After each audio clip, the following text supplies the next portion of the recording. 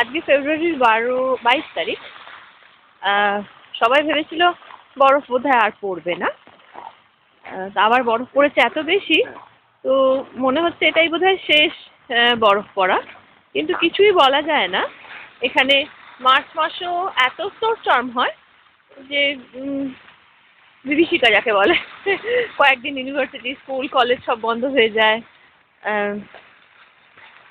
দোকান টোকানগুলো খোলা থাকে, কিন্তু লোকজন সব খাবার দাবার স্টোর করে নেয় ভয়ে যে আর বোধহয় বাড়ি থেকে বেরোতে পারবো না, আটকে থাকবো। তো সেই রকম বরফ অবশ্য পড়েনি, এটা কোনো স্নো স্টর্ম হয়নি কালকে, জাস্ট স্নো পড়েছে কয়েক ঘন্টা। খুব খুব স্নো পড়েছে। এই ফারগাছটার কি অবস্থা, দেখতে ভীষণ ভালো লাগে। আমাদের ওখানে যেমন ফার গাছে তুলো দিয়ে সাজায় ক্রিসমাসে, এখানে আর তুলো দিয়ে সাজাতে হয় না, এখানে স্নো পড়েই তুলোর মতন দেখতে হয়ে যায়। লুনা আজকে একটা ছুটির দিন পেয়ে গেছে। প্রচুর বরফ পড়েছে, আমার মনে হচ্ছে 8 ইঞ্চি বরফ পড়েছে। ওদের প্রেডিকশন ছিল 3 থেকে 6। 6 ইঞ্চি তো পড়েছেই, ওরা যা প্রেডিক্ট করে তা তো পড়েই, তার থেকে কখনো 1-2 ইঞ্চি কম বা বেশিও পড়ে। আমার মনে হচ্ছে 8 ইঞ্চি, কেননা আমার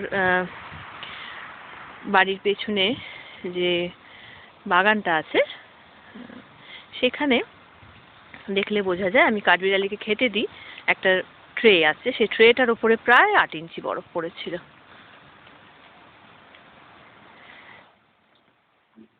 চারদিক সাদা, সাদার একটা খুব সুন্দর মায়াবী একটা রূপ বলা যেতে পারে। চারদিক পরিচ্ছন্ন হয়ে থাকে, এত সুন্দর লাগে। আর কালকে রাত্রিরে যদি ছবিটা তুলতে পারতাম তাহলে খুব ভালো লাগতো। ওটা মনে হচ্ছিল যেন আকাশটা যেন মনে হচ্ছে একটা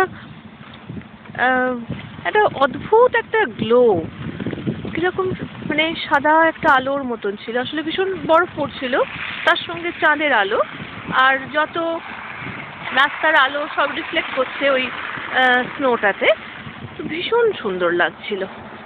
কিন্তু সেটা আমি ধরতে পারিনি ক্যামেরায়, তো যেটুকু পারছি সেটুকুই ধরি আজকে দিনের বেলাটা।